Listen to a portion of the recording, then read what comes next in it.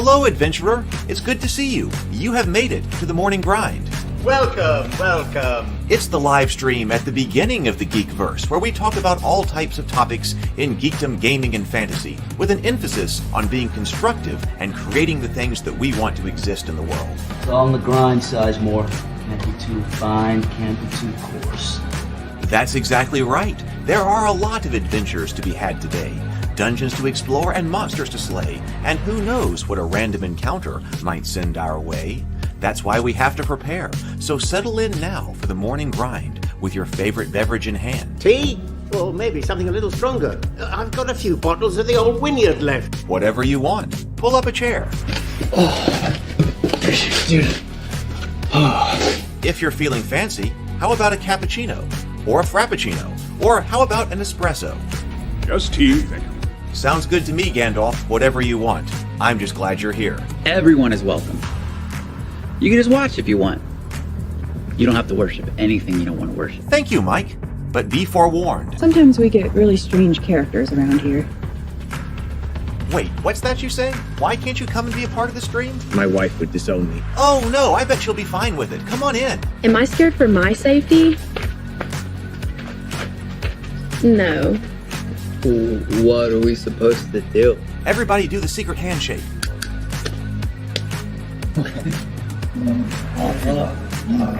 Secret cultist handshake. Oh, now do wizards who love each other. This, my friend, is a science. I still don't have gills, but it's fine. It's all on the grind, son. Can't be too fine, can't be too coarse. Dude, this would be a sick place to bring the band. Indeed it would be, Dave. It really would. I'm seeing more people coming in. Welcome. Glad to have you here. Oh, look, here's someone new. Is this the cultist meetup? Yes it is. Come to hang out? Please accept me. I have nothing else. Okay, we accept you. Everyone's welcome here. Brought some snacks. Well, that makes things even better. You want some coffee? I don't drink coffee. You sure? It's cultist coffee. What makes it cultist coffee? I'm a cultist and I'm drinking it. Oh. Then I'll have some. What exactly is going on here? I'm seeing more people coming in. Welcome, welcome. It's so great to have you. Oh, and look, here comes another stranger. Can we help you? Yes, fellow cultists. I could really use some food. Oh yeah? Welcome. We have donuts. Oh, it's me. I'm glad I'm here. I'm sure you have a few questions for me, though. What's your name? Who do you work for? What god do you worship? Great questions, Rob. I'm Steve King, and I worship Nyarlathotep. No, not really. I'm just Heath, and I won't be worshiping anything this morning. But I will be your host. Welcome to the office. We're going to have a great time. I've got my coffee ready, because now it's time for the morning grind. If you could become a fish, that would be amazing. Then I could command you with my mental fish powers. Good morning, everyone. Good morning. I'm so glad to have you here. It is another beautiful morning outside. I hope you have been productive today. I have been. I heeded the call to adventure this morning. Got up and been working on some different new scripts and things like that for assets for the show. I really like the way we're going here, and I got a few things I want to change up, so maybe we'll have those soon. We'll see. We got Inner Light is here. Good morning. Gravendal Games is here. Good morning. Good morning. Great to see you. Glad to have you for the show. So, all right, let's begin by, we've got to breathe and we've got to sip, right? Now, we got to make sure we're in the right order here, because once I think I sipped and then I started to breathe, but I wasn't done sipping when I started breathing or something, and I choked. So we got to make sure we have the right order here. We don't want to try to combine these things and do them, try to do them at the same time. That's bad. So maybe, we ordinarily breathe and then sip, right? What if we sip and then breathe?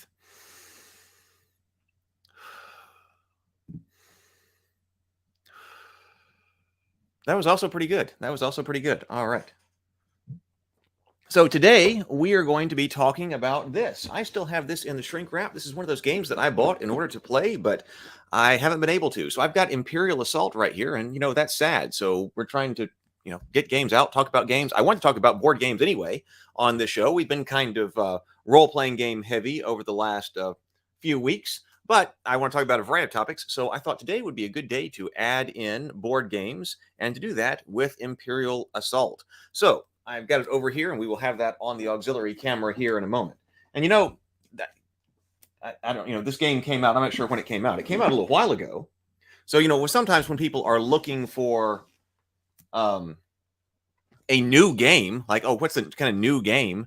They're talking about what's being published right now. Is it still being supported, whatever that means, by the publisher? Is it out of print or whatever?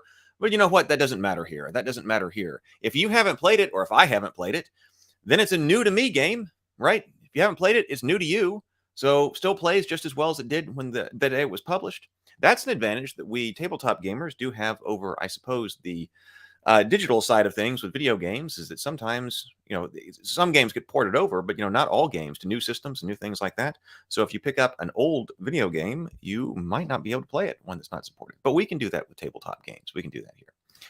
Sip and breathe. It was always sip and breathe, but I think you changed it up somehow. I know, I got confused about which way it was. If you breathe and then sip, maybe I wasn't done with breathing when I tried to sip, and so I changed it to sip and breathe.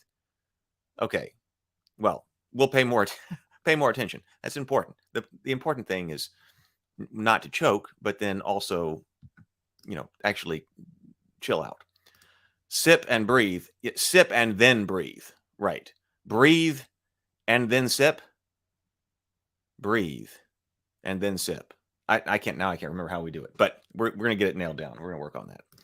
All right. So that is our what we're looking at here. But first, I want to send us to the morning messages, the new morning messages. I'm very happy with these. I really like how they go. So let's go to the messages and what we need to know.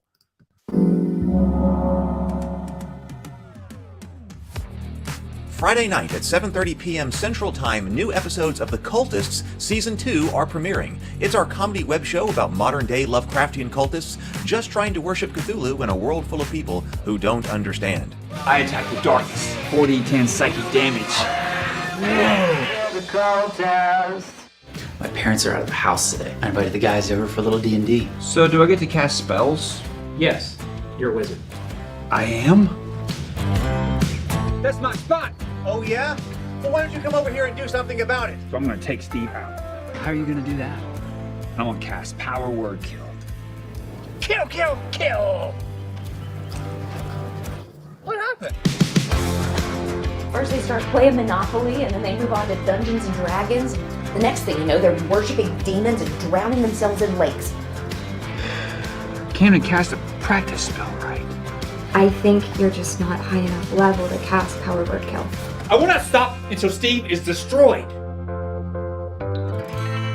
Edith, target, conditioner, saving throw. There's a live after party after every show with me, Heath. I'm the creator, co-writer, and producer of the show. I also play Steve, and other members of the cast and crew. Catch those live or on replay. If you need to catch up on the Cultist show, both Season 1 and Season 2 are on my YouTube channel. Just go to the playlist. Each episode is about 5 to 7 minutes long. We've also developed a social deduction and miniature game based on the Cultists that we want to launch on GameFound. Check this out. Ready for a Cthulhu Cultist party game of spellcasting and betrayal? Welcome to Ritual. This is just our gaming group. Indeed, but your gaming group is all you need to delve into the madness-inducing rituals necessary to summon Cthulhu. Click the link below to visit the GameFound page, follow the project, and learn more. Dude, this is hardcore. Ritual is a game of incantation, social deduction, and dreadful fun. To win, your band of loyal cultists must successfully complete 5 magical rituals. But watch out. Your cult has been secretly infiltrated by the sinister agents of the Yellow King. You think the cult of the Yellow King is here? If they can foul up 3 of your rites, then they win.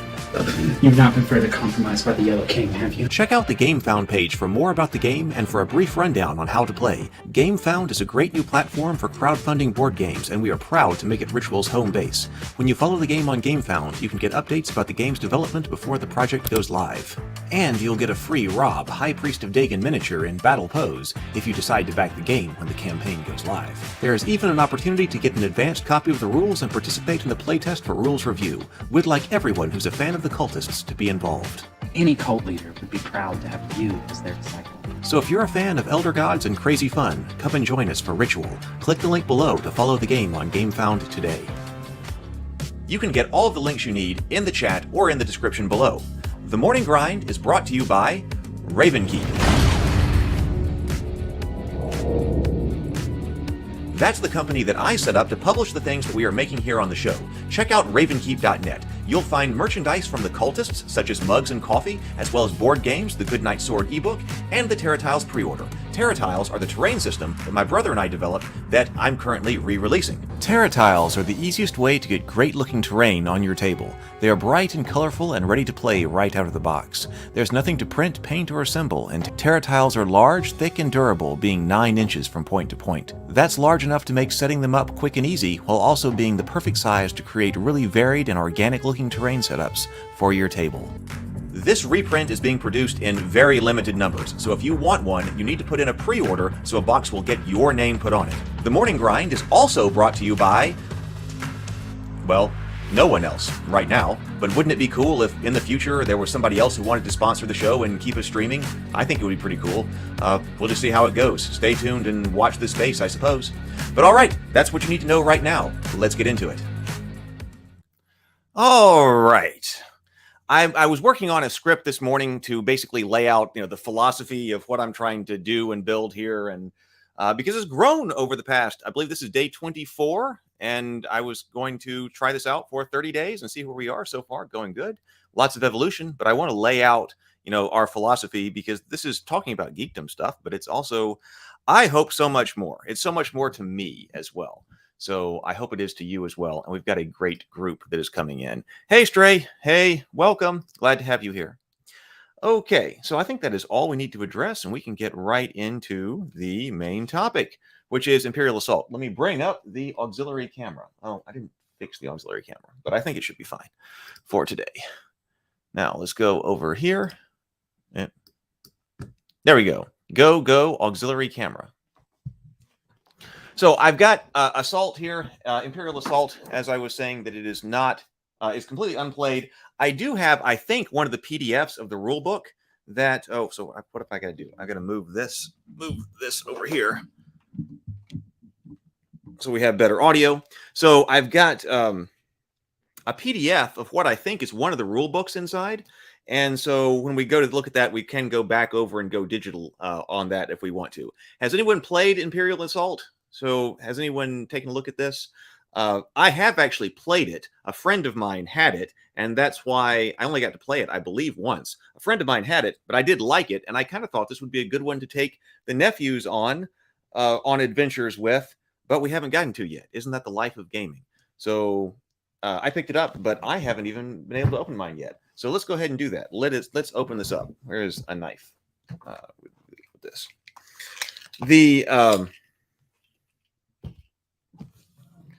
Exciting. Or have you thought about getting into this game?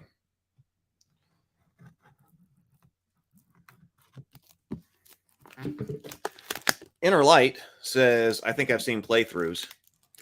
I think that it is a lot like, is it Descent?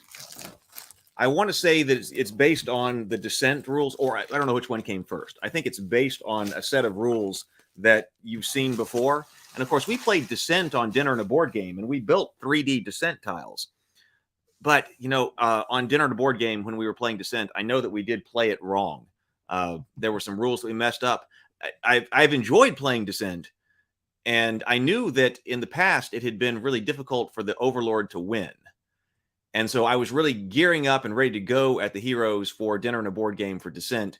And then I messed up on the rules, and that made it like the Overlord overpowering, and I really hate that. So that was bad.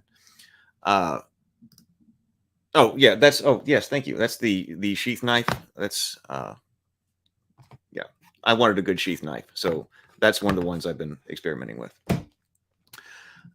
Trey says, morning, never played it, but I'm a huge fan of Star Wars, so I will probably like it. Descent came first. That's what I thought. I thought Descent came first. So we will see if we can figure out how to play and maybe correctly, because there were mistakes made in this rule system. It's probably an updated system too. Descent is very rules heavy. It's easy to miss some of them. Yeah, I tell you, the one that I missed, and it's right there, and I can't believe I did this, is that the monsters in Descent don't move twice. They don't have two, or they don't have two actions. The heroes do, right? But the monsters don't. And so I was just playing the monsters as if they had two actions. And when you do that, it becomes very difficult for the heroes. Lots of people, you know, if you want to understand what rules you mess up in a board game, play it publicly on the internet. All right. There will be lots of people who will tell you right away what exactly you are doing wrong with your board game. And so that's how I found that out. And of course, I hate that. But, you know, maybe we'll get to do it again sometime. All right. So here we are at Imperial Assault. So Imperial Assault figure packs right here. Oh, no, this is a flyer here. So this copy of Imperial Assault contains both the Luke Skywalker Ally Pack and the Darth Vader Villain Pack. The figures, rule sheets, and cards for these figure packs are found in a separate bag herein. Each figure pack provides players with a high-quality sculpted plastic figures and are all the components needed to use in any game of Imperial Assault. In addition, each pack contains 3 missions, 1 that can be played as a side mission in any campaign, and 2 skirmish missions. Look for additional villain and ally packs sold separately. Okay. Figure packs. General Weiss, Royal Guard Champion, IG-88, Han Solo, Rebel Troopers. Cool. All right. What do I do with all this extra stuff? Running out of desktop space here.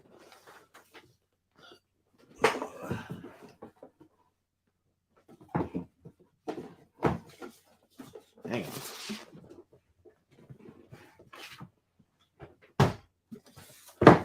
Okay. Fantasy Flight booklet, Mansions of Madness. I love Mansions of Madness. We've had so much fun playing that. Okay, Imperial Assault, learn to play, read this first. So this is the one that I have on PDF. It's Fantasy Flight games. There's always an advertisement on top. But that's not bad. That's not bad. You need to know, if you enjoy something, you need to know what other things are out there. Learn to play, read this first. Okay, so we will get to that. I want to see what's in the box, then we can get to probably this on PDF. So learn to play, read this first, and then campaign guide and rules reference guide.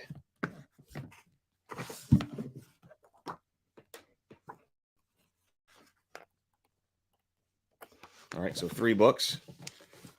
Oh, and then skirmish guide. I like skirmish games.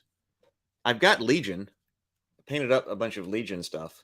Well, I painted up some Legion stuff. Still a lot more to be painted. But I like skirmish games, so there's an included skirmish game. I had never done that. We were playing, I guess, the campaign version. So those things still need to be looked at. This sticker sheet looks like.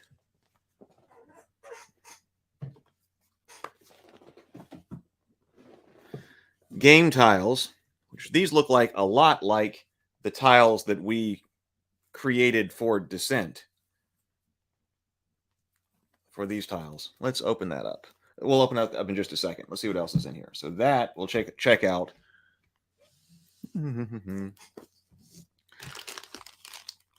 Cards. Mini cards. Custom dice. There's our Luke Skywalker and Darth Vader figure packs. So that's cool. What else? These look like character folios, or not folios, but character cards for your adventurer. Is there anything in here? Anything else? Oh, yeah. Miniature. That looks like an ATST walker. Oh, of course, miniatures.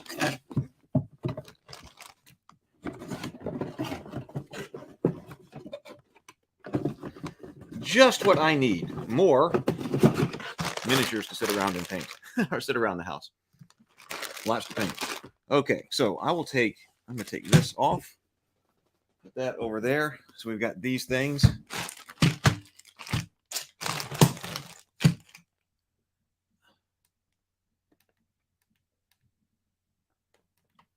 Better? There we go. I thought it looked kind of dark. Okay.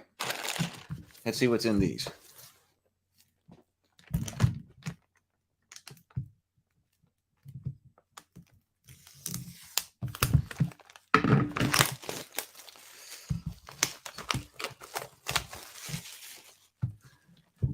So these do look a lot like the descent tiles, the outdoor tiles that we made. Oh, like desert and rocky stuff. That's cool.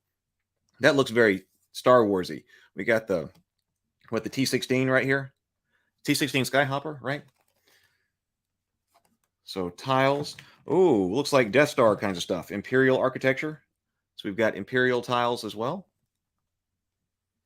Oh, and looks like the swamp. Like it was not the inside swamp, the trash compactor.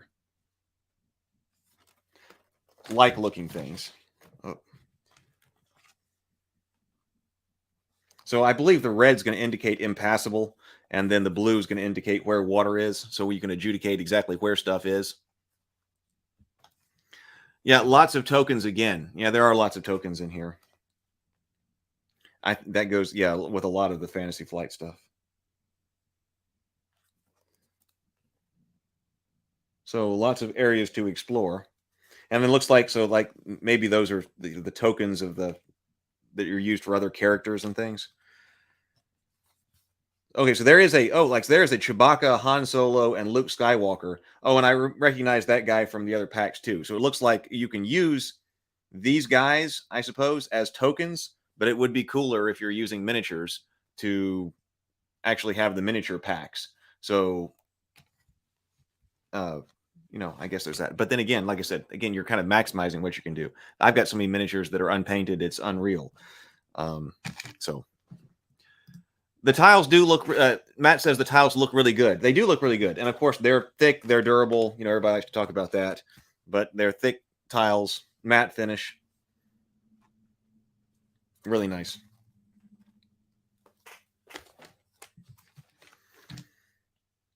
And then more tokens, like Darth Vader right there. And, oh, there's that Royal Guard champion, I bet.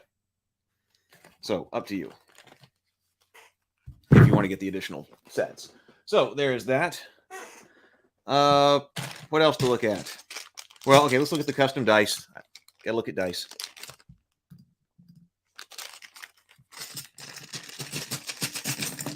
Whoa. Those look like figure stands.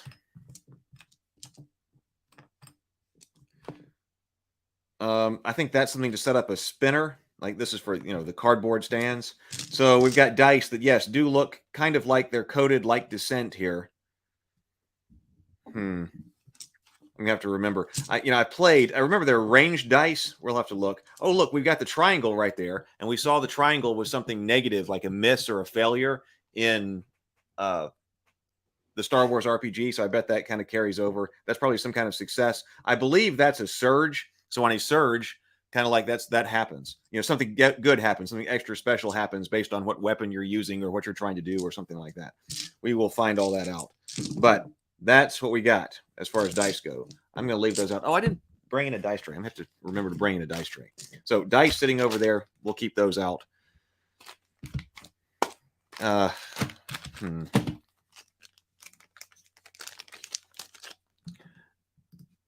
I've always thought they were human. I never thought they were robots, like the Royal Guard or the Imperial Guard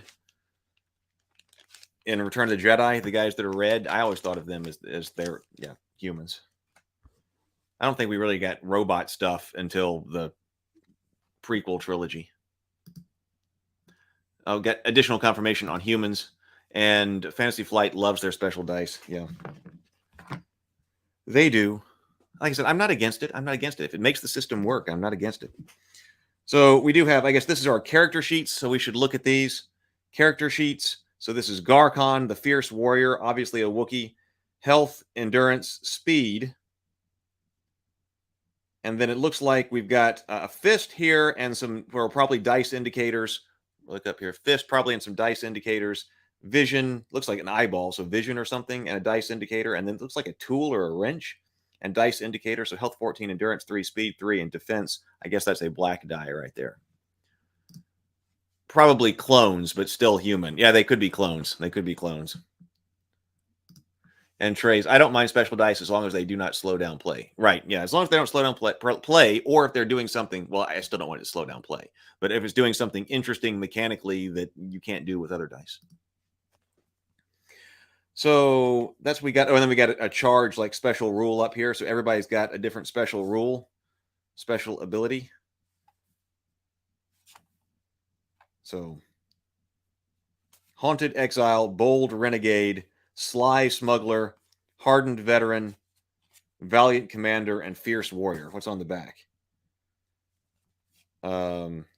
Same character, but I bet this is, oh, I think there was something like there's, full strength and then you're wounded or you're fatigued or something like that. And you turn over the card to have different powers or something. Let's see. Yeah, maybe. We'll see. All right, so we got those.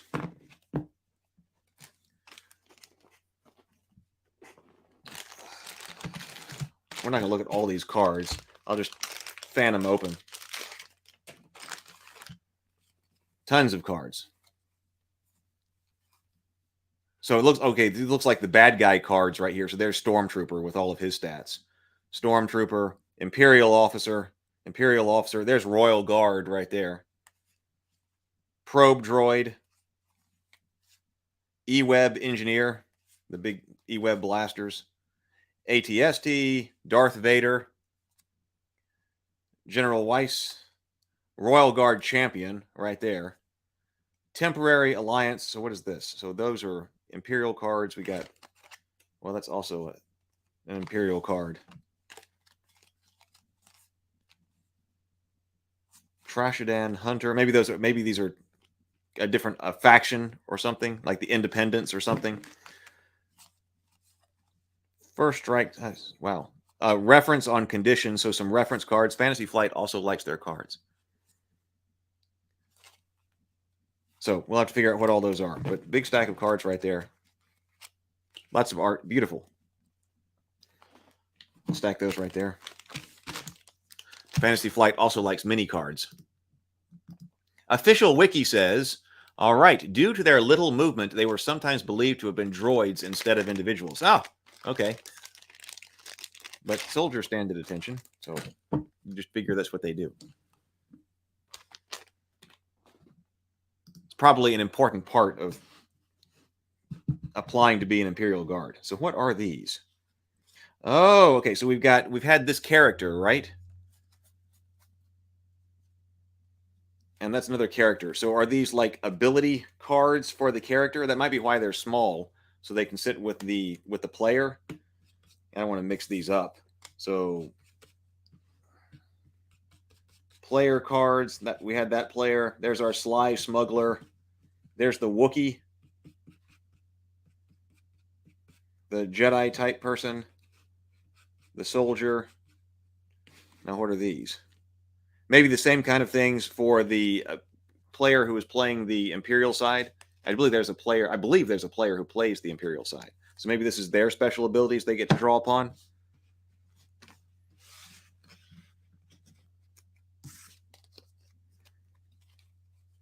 Pummel, fleet-footed, take cover, celebration, urgency, element of surprise, 1 in a million. Shu Yen's lightsaber, shock grenade, armored gauntlets. So stuff looks like gear. Lots of cards with a lot more art.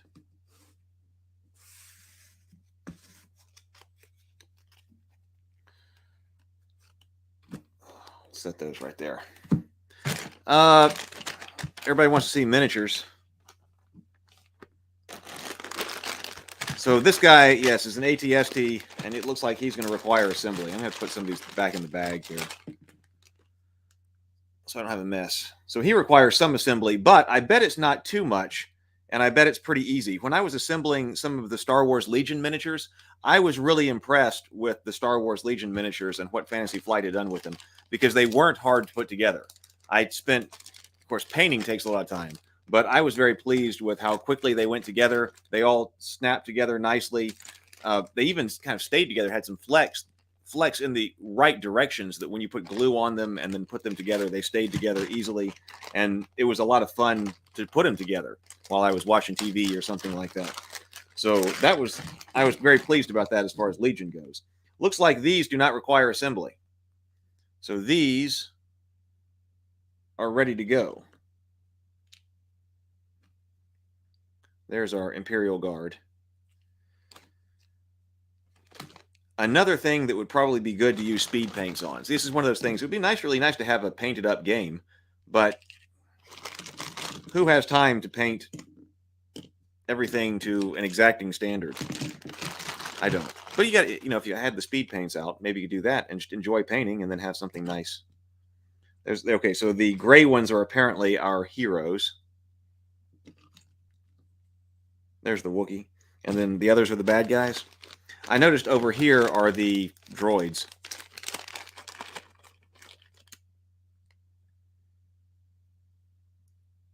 Looks cool, I think. The probe droid.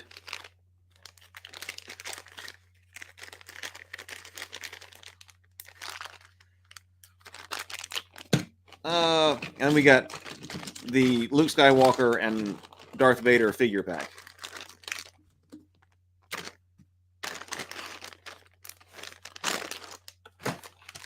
Let's take a look. Probably more of the same stuff that we've already seen. Little cards, big cards. Darth Vader miniature. I suppose Fantasy Flight also gets a lot of use out of the miniatures. I don't know. Well, they may be different sculpts, but they also could be similar. I don't actually know. I mean, you would think that if you're doing a miniature game, a game like this, a skirmish game, and then a game like Legion, that while you're sculpting up all these Star Wars miniatures, get as much use of them as possible for a whole bunch of different games, I would think. And then plus, that way, when you're collecting, I like miniatures. If I'm going to paint them up, especially, I like miniatures that can do multiple things. So I do have a bunch of Stormtroopers painted up over there. I got 50 different Stormtroopers painted up that I finally got done for Legion. That was going to be the core of my Imperial army. So they're sitting over there, so they could probably be used for something like this as well. Have painted Stormtroopers. So I guess that's what all of this is.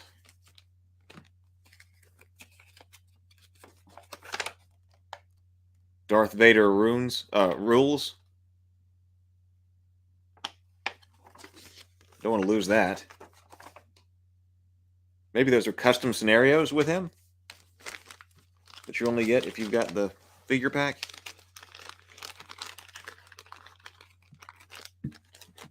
So many games to play. So many games out there and games to play.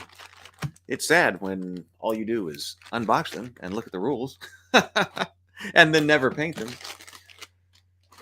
Okay, so that is that. I'm going to bring the miniatures over here. The dice over here, because we may need to roll them. And then what I'm going to do is bring up this guide over here, the how to play, but I'm going to bring it up in PDF because I think that'll be easier. So Inner Light says, about the only thing I successfully painted were an army of Necrons, and that was primarily because I only used two colors, black and gold, dry brushed over them. I wanted to play Necrons a long time ago, but I never got to play, I never really got into 40K. I thought Necrons were cool, though. I wanted to play the Imperial Guard as well. I think they are basically 1 inch. Inner Light's asking, are they 1 inch bases here? And they look like it to me. I don't have. Oh, look. Yeah. Or close enough to make no difference. So those are 1 inch. So they're compatible with probably a bunch of other stuff. So that means that we got probably 1 inch squares on those tiles as well. I like making them jumbo size. I found, we made the Hero Quest board. We did jumbo size. So we increased the square size from 1 inch by 1 inch to 1 1/4 by 1 1/4. And that gives everything a little bit more breathing room. So if I were to do it again, or if I were going to make like Imperial Assault tiles or something like that, I think I would also do that. I'd make the tiles 1 1/4 inches give all the miniatures a bit more breathing space. It takes up more table space, but I thought it was worth it. Okay. Trey says, so many games to play. Should be my motto with all the RPGs I read. Yeah, no kidding. I mean, there's plenty of RPGs too. And we've got tons of them in the RPG server and the other RPG on the Discord server. Necron's Innerlight says, Necron's one of the things I thought were cool from 40K. I loved the look of the Praetorian Guard. When I saw the Praetorian Guard, I really like those. Yeah, 25 millimeter for the European types. I would still like to do some Imperial, some Praetorians, but that's one of those things that's on the list that probably will never get done unless we can come up with some more efficient way to paint miniatures. Okay, let's bring up the learn to play right here. Well, now what? Oh, there we go. There we go. So it might be difficult to see, but we can still have the dice up and we have the learn to play guide. So let's figure out how to play. That's our big thing here. How do we play the game? Although I've got to find the window. All right, read this first. So this is good. Like in the past, as I've said, I've had a little bit of difficulty, I think, with Fantasy Flight rule books because I don't know that they are, to me, they haven't been laid out the best, but maybe they have improved. Some of the games I play with Fantasy Flight, I feel like it takes a while to actually figure out. But okay, so learn to play, introduction, game overview, component list, playing the game. Let's take a look at game overview. And in Imperial Assault, 2 to 5 players take part in an epic Star Wars adventure. One player controls the force of the mighty galactic empire, commanding everything from squadrons to stormtroopers to iconic villains such as Darth Vader. So yes, so one player is playing the bad guys, the Empire. The other players work together as a team, each controlled as a hero of the Rebel Alliance. Throughout the course of the game, these heroes travel the galaxy and take part in daring missions. During each mission, Rebel and Imperial forces clash in tactical ground-based combat. So that's what this is. I don't mind this approach. You know, it's very popular today to go entirely cooperative with the games and be GM-less or not have somebody playing the evil side, and that way everybody can partake. And I do really like that. I like having everybody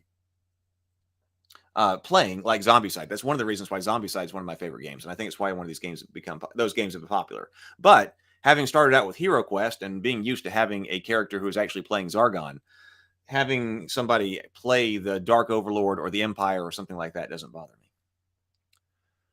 So this Learn to Play booklet starts with a tutorial that teaches players the basic rules of playing a mission. Cool. This includes moving figures on the map, resolving attacks, and winning a mission. It's important for players to understand these concepts before moving on to larger concepts, such as playing consecutive missions in a campaign. In addition to the campaign, Imperial Assault can be played as a 2-player head-to-head battle known as Skirmish. See, that's cool. If I had known that, maybe I didn't need Legion. Once the players have learned the basics of Imperial Assault by playing the tutorial, they can learn to play a skirmish or a campaign. That's especially good if you don't have a group of 3 to 5 people. Playing some type of skirmish in Star Wars, I think would be pretty cool. So here is all of these different, lots of different types of cards too. That's a lot to keep straight. I played the Journeys in Middle Earth. That's a lot like Mansions of Madness, but Mansions of Madness and Journeys in the Middle Earth, if you accidentally shuffle the wrong things together or shuffle the wrong types of decks of cards together, man, it becomes a thing. So agenda cards, reference cards, reward cards, supply cards, Imperial class cards, item cards, hero class cards, deployment cards, story mission cards, command cards, condition cards, skirmish mission cards. Strain tokens. I thought that I was wondering what that was. I figured that those over here were the type of like damage tokens. Okay, so the easiest way to learn the rules of Imperial Assault is to play a mission. For your first mission, begin play by playing the tutorial adventure explained on page 4 to 8. After learning the basics of gameplay, players are ready to learn additional rules and begin playing a campaign. Would we be able to do that?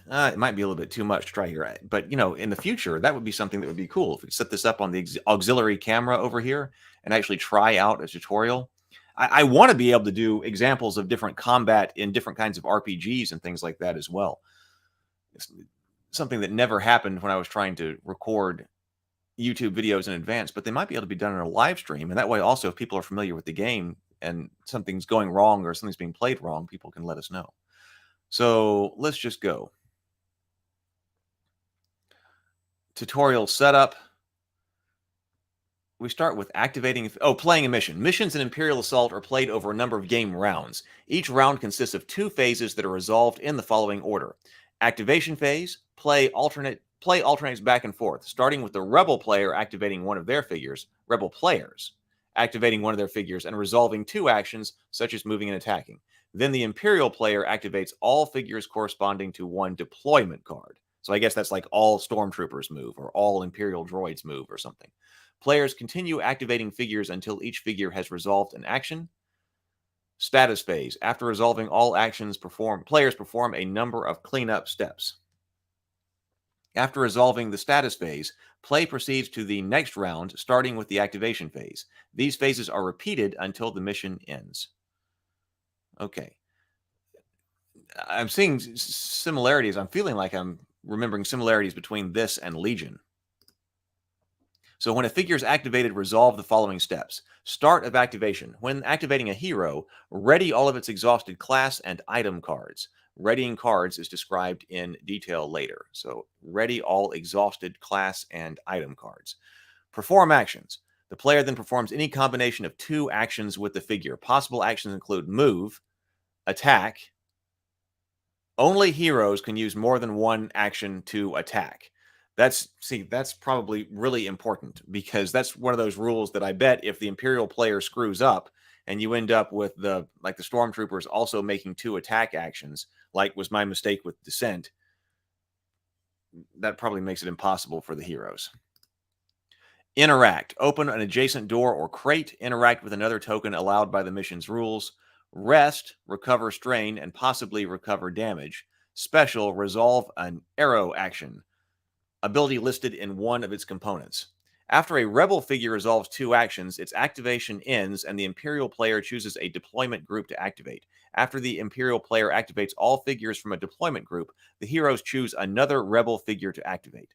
Players continue activating figures in this way until all figures have been activated. So a deployment group. Okay. So like we thought, like Stormtroopers are all 1. Each deployment card contains 1 or more bars below its deployment cost. The number of bars indicates the number of figures that form this card's deployment group. While performing an activation using a deployment card, the controlling player performs 2 actions with each figure in the group in order of his choice. He must resolve both actions for 1 figure before choosing the next figure. Okay, so I guess actually in this case, we could have multiple deployment groups of Stormtroopers. We might have 3 deployment groups of Stormtroopers that might have some other number of Stormtroopers within it. That probably makes sense because if you've got, I don't know how many figures you can have on the board, but if you've got like 8 figures on the board of all Stormtroopers, that might be too much for the heroes to have all of those 8 Stormtroopers go at once. So if we're separating this out, then into different deployment groups, even though the same thing, that's probably good. When a figure performs a move, it gains movement points equal to its speed, right there. A figure can move to an adjacent space by spending 1 movement point. Both orthogonal and diagonal movement allowed. Diagonal movement is allowed here. A figure's movement points may be spent at any time during its activation, before or after it performs an action. Terrain and other figures can restrict figure movement. Right. Okay, example of movement and interaction, that's fine. Figures can search, examine, or otherwise interact with objects on the map during a mission. A figure can interact with a token in space or its adjacent space as follows. Crates. So that's a crate token right there. A hero can interact with a crate to draw 1 supply card. He places the supply card face up near his hero sheet and may use the ability explained on the card. So it gets you a supply card face up, but drawn from the deck. Then he claims the crate token by removing it from the map and placing it by his hero sheet. During a campaign, crates are worth credits at the end of the mission. Okay. Doors. Figures can interact with the door to open it. Remove the door. Then it's open. Special. Interact with special stuff. That is terrain, mission specific. During campaign missions, heroes can suffer strain to resolve powerful abilities. By resting, a hero can recover strain equal to his endurance. Where was our cards over here? So, oh, no, wrong one. Oh, here are our hero cards. So I'm looking at Dyla here. So we can recover strain.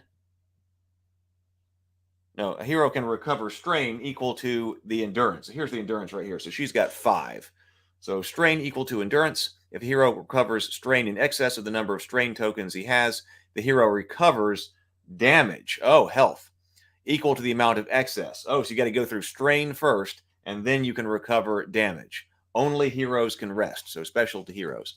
Special actions. Many class cards, abilities, and mission rules allow figures to perform unique actions. These abilities are denoted with the arrow. Each special action can be performed only once per activation. Okay. Oh, here we learn how to use some dice. So dice ready. So dice are used to perform an attack. So when performing an attack is the main way in which a figure can damage a hostile figure. When a figure has suffered damage equal to its health, it is defeated. Okay, so damage equal to 12 here, 10, 10, 12, 10. I bet 14 for the Wookiee here. I bet the Stormtroopers are a lot less. So when a figure declares an attack, it first chooses a hostile figure to target. Then he rolls the attack die listed on his deployment card for Imperial figures or allies, the weapon item card for heroes at the same time. So the attack on the deployment card, all right, or weapon item card for heroes. Okay. So at the same time, this is like starting equipment over here. At the same time, the defender rolls the defense dice listed on the deployment card or hero sheets. That's what we thought, defense and attack. After the dice are rolled, I bet we're going to be doing some cancellations, canceling out, right? Because I call this in general a swords and shields system, because I was first became familiar with this kind of thing, canceling things out if during Hero Quest. So that to me is a very classic way to deal with attack and defense. And then I generalized the term because we used it in War of Kings as well for attack and defense. We called it swords and shields. We're doing swords and shields. But there's more complication here because this is a Fantasy Flight game with custom dice. So after dice are rolled, the target of the attack suffers damage equal to the number of damage icons rolled minus the number of triangles, which are block icons rolled by the defender. So the triangle is something negative in the other one. So I guess it's kind of negative if you're attacking here, but it's your shield, basically. It's your shield here. In addition to damage and shield icons, there are 4 other results that appear on the dice. Surge, and that's what I was talking about. Surge you can use to do something special. So Surge, after rolling dice, the attacker can spend these results to trigger certain abilities. Evade, each evade icon cancels a... Okay, evade icons cancel surge icons. Dodge is on the white die. This result causes the entire attack to miss. The target suffers 0 damage. The number on the dice is used to determine if a ranged attack misses. See accuracy on the right. Now I remember that. Let me bring this down. We'll take a look at the dice here. So what are we looking at here? Here is the white die. So that is evade. So that cancels surge. Dodge. Wait, where's that? Oh, black die, probably on black die. So, nope. Maybe this black die? Are they different? Well, we'll have to find dodge. But, okay, so that is evade. We got surge here. So, like, there's lots of things on this die. So this die is a hit. So that's 1 damage. It also provides 1 surge, and it's a range of 2. So if I remember that when playing, that if you're you're attacking with 2 green dice, if that's even a thing. You look at how, and you're shooting them with like a blaster or something like that, then they're 6 squares away, then you've got to roll equal to or higher than their range, or your accuracy has missed anyway. You know, your attack hits 0 anyway. Andrew, welcome. Andrew says, Jedi are so powerful in source material. How are they going to balance that? I used to play the Stormbreaker RPG based on Moorcock, and magic there was way overpowered. Well, yeah, Jedi can be overpowered. I don't know. Well, first of all, do we have Jedi? This is Imperial Assault. I mean, people want to play Jedi, I'm sure. Well, I guess we do. I guess Dyla here, Haunted Exile. She is, I suppose, a Jedi, being a hunted. No, that says, and I thought it was going to be Hunted Exile, but that does say Haunted Exile. So I guess that's Force use, but mostly not Force use. Probably just game mechanics. I mean, that give them all equally great powers, I guess, is the way this is going to be. But yeah, you know, the Jedi's mind control ability is always something that I have a problem with, because it breaks story. There, you know, it's cool when it's there and it's just used for the plot kind of thing, but try to actually make sense of it or otherwise tell other stories doesn't work quite so well. Hence, you have to come up with other reasons why it suddenly doesn't work, even when people should realize it doesn't work. It doesn't work on Jabba the Hutt, because if it did, we wouldn't have a story right there. So it just all of a sudden doesn't work. Now, you can forgive Luke for not knowing that, but I don't forgive Qui-Gon Jinn for not knowing that he's looking at a species that, like a Watto, who he can't mind control. Because you would think a Jedi Master would understand what species, if there's species out there they can't mind control. But, you know, that's a plot thing. Oh, Watto, it makes sense. Qui-Gon Jinn walks in and gets the part, but whatever. We got a question from Inner Light asking if Stormbringer was a percentile system. Always wanted to find out.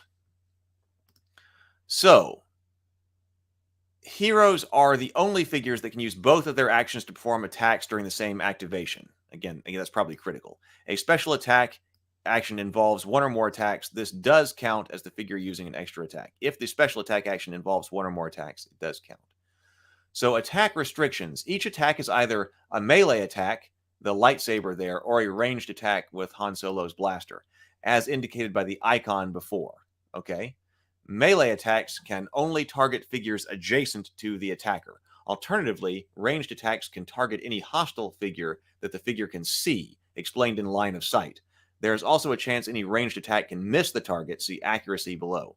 When performing a ranged attack, follow these restrictions. Line of sight, all right. Now, okay, so this is how to determine line of sight, because line of sight is always an issue, especially if you're doing diagonals and things like that. So determine if a target is within line of sight, the attacking player chooses 1 corner of his figure's base. He then traces 2 straight lines. Two straight uninterrupted lines to 2 different corners of the target space. These lines cannot overlap and cannot be traced through walls, thick black lines, blocked terrain, or spaces containing figures. See example of attack for visual example. Well, okay, that's complicated. Or it sounded. I've never seen one that requires the 2. I don't remember that in Descent. But in line of sight, I don't remember how he dealt with that in Cantress, but it's a big deal. So look at this. The first Stormtrooper has line of sight to Dyla. So the first Stormtrooper has line of sight because he can draw 2 non-intersecting lines from 1 corner of his space to 2 different corners of Dyla's space. Okay, so it's not 2 lines from 2 different corners of your space. It's pick 1 corner, and if you can get 2 non-intersecting lines, then you got her. Okay? The second Stormtrooper, so this is Stormtrooper number 2, does not have line of sight to Dyla because of blocking terrain, a red line on the map. It's kind of difficult to see right here, but there is a red box around that object right there, so she's hiding behind it. And that intersects the second line drawn from his corner to the space. I guess geometrically, this makes a lot of sense because you don't want to go corner to corner, or you would say this guy can see her. And I think obviously you want to say that no, you're going through this thing right here. And so obviously he should not see her. So this is probably the way to do it so that geometrically it's always going to work. So this is interesting. And I suppose most of the time the line of sight is clear. But if you have to adjudicate it, here's your technical way to adjudicate it. This is interesting. I've never read a line of sight adjudication like that before. Is that in other games? We've got some more information on Stormbringer here. It is a percentile system, and it was a Chaosium game, but I have not played it in 30 years. I want to guess. Not sure if it is still around. The game was accurate to the source material. Well, that's good. So if the game were accurate to the source material, the Stormtrooper attacks should be automatic fails. Yeah, you would think, right? Well, no, they did shoot Leia once, right? They did shoot Leia once.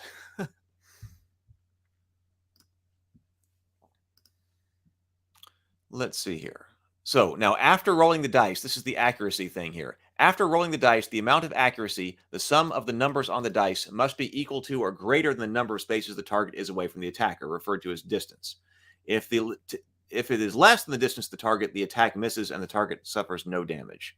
The further the distance to the target, the less likely the attacker will be able to roll enough accuracy for the attack to be successful. So over here, in attack example, yeah, so blue die and green die, we were figuring that, and defense 1 white die. So the Imperial player performs an attack with the first Stormtrooper. He rolls the dice listed on the figure's attack while his opponent simultaneously rolls the dice listed for defense. The attacker rolls a total of 4 accuracy. Dyla is only 2 spaces away, so the attack does not miss. Then the defender takes a number of damage rolled and subtracts the number of block icons rolled. This result is 3. Dyla suffers 3 damage by placing 3 damage tokens on her character sheet. Activation tokens. When a hero is activated, he flips the activation token red side up to mark that he has resolved his actions, because you're going back and forth. So you got to have some way to track that. Now, has everybody gone? That's all. Flipping something over like that. We use that in Incantress. That's a good way to do that when people are not just going around the table. When the last figure from a deployment card is activated, it is exhausted, rotated 90 degrees. Figures corresponding to an exhausted deployment card cannot be activated again during the same round. We have status phase. After all figures have resolved their actions, players resolve a number of steps to prepare their next round. For the tutorial, players should simply ready all exhausted deployment cards and activate tokens. And then ending a mission. The mission's rules describe when the mission will end. Okay, we are getting close to the end here, but let's just skim through and see what the additional rules are. So we do have abilities. Abilities are found on the hero sheets, deployment cards, class cards, and within mission rules. The hero must suffer the amount of strain listed to use the ability. See strain and endurance below. The Imperial player must spend the amount of threat. So it's a different icon, the equivalent of strain. If it's got the arrow, it can be used as an action. If it's got surge, the abilities can be used by spending surge results during an attack. The number of surge the attacker can spend during the attack is equal to the amount of surge rolled minus the number of evades rolled. To me, that's sounding like a lot. Like as far as another thing to try to cancel out. I played it before, and I remember having fun with it, but I only got to play it once.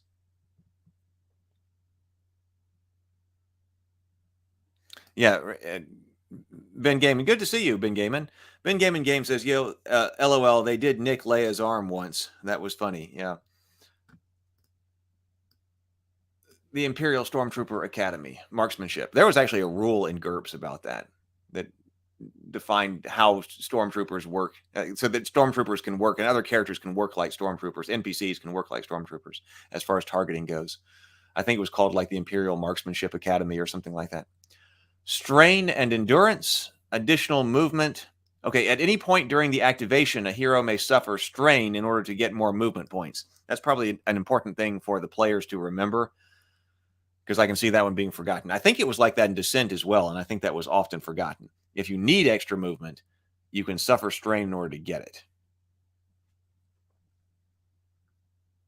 And so, okay, if a game effect forces a figure to suffer strain that would exceed its endurance, the figure suffers damage instead. Damage and health, defeated, wounded. So here is the flip it over. That's what I thought. When a hero is defeated for the first time during a mission, he discards all damage tokens from his hero sheet and flips his hero card to the wounded side. So being defeated is when you have suffered enough damage to your health, you are defeated. When the hero is defeated, he becomes wounded, see below. Then when other figures are defeated, he removes it from the map. Okay, so that's what goes on. You've got the healthy side and then the wounded side. Certain abilities are not present. You've been degraded. That's in, several games. It's in Mansions of Madness. I don't remember if it was in Descent. I don't remember flipping it over in Descent, but maybe you did. Movement restrictions, probably pretty basic stuff here. Blocked and impassable stuff. Difficult terrain. Movement through figures. That's going to be important. A figure can move into a space occupied by a friendly or neutral figure at no additional cost. A figure can move into a space occupied by a hostile figure, but must spend 1 additional movement point to do so. Okay, so you can move through hostile figures. 1 additional movement point to do so. A figure cannot, however, end its movement in a space containing another figure. Okay. So, stop. Well, that actually was right on time, so we're doing good here. So, stop. Now you know everything needed to play this tutorial mission. After playing this, you will have a basic understanding of the game and be ready to learn advanced rules before you begin to play a campaign. And then we've got advanced rules in here. Okay, actually, I like the setup of this Learn to Play rulebook. So, this one is actually pretty good. I feel like having gone through this, taking a look at all of the cards, or not everything, but taking a look at what was in there, and then also reading through this, I feel like I would be ready to sit down and actually figure this out. So actually, good job there. Good job. I like this Learn to Play. What do you think?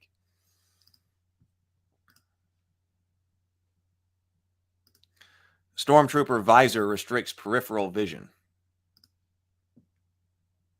It's more difficult for them to see moving objects, maybe. And what was the point of Stormtrooper armor? Failed against Ewoks attacks and clubs and rocks, and failed against lasers. Yeah, I know. I mean, that's embarrassing, right?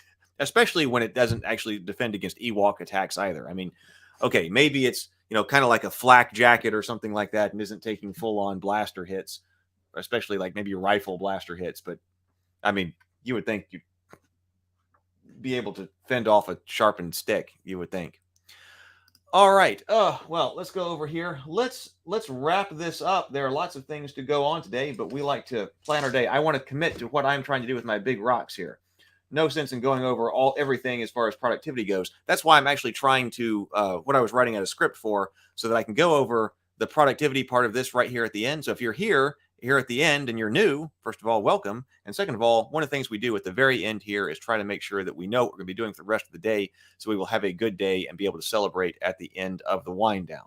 So let's go over here. And we're doing this. Well, let's go here. I manage my department, and I've been doing that for several years now. Your department's just you, right? Yes, Jim, but I am not easy to manage.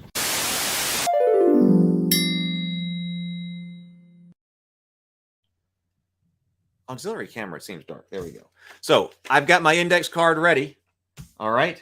And so I'm folding it in half. So I'm going to hold myself accountable. I'm going to try to move all of my big rocks before the wind down tonight. So on our index cards, we get to put 3, what we call the big rocks that we want to try to get accomplished today. So I'm going to put here big rocks. This is what needs to move. First of all, I have got to 0 email. I got to 0 my inbox. I was trying to get through email last night. I didn't quite get done with it. A lot of people have written me, I need to 0 my inbox. That's got to be done. It's been a while since I've hit 0 in the inbox. Few days. So got to get done with that. I have a meeting today with Brianna. So we are talking stories, holding ourselves accountable for our story creation, discussing things back and forth. So that is a big thing that I have to do today, and I have to prepare for that meeting. So I got to take some time before that to make sure all of my information for the stories that I'm writing on the cards and things are ready so that we can have a good and productive conversation today. So that is a good thing to do right there. And then I have to finish prepping of ritual rules. 0.7. So I finished them yesterday, but I want to read them again so they've cooled down, read them again, and then actually assemble the PDFs so they can go out to playtesters for Ritual, and that will be great. Then we'll work on the online stuff, but that will at least get everybody thinking about the current version of the rules and where they stand. Those are my things. So I want to be able to have a little segment here that explains the index card, because that happens every day. But then what I want to do is I want to be able to write out my index card so that you know what I'm trying to do, and you can hold me accountable at the wind down tonight, and we can all, well, be accountable to each other and hopefully celebrate a lot of success. And if we didn't get it, well, see, maybe there's a problem. And if we didn't get it, then we will talk about how we can improve tomorrow. So I hope everybody has a great day. I liked Imperial Assault. I hope you did too. Hopefully you'll get to play. Everybody have a great day. Drink water. Go on an afternoon adventure.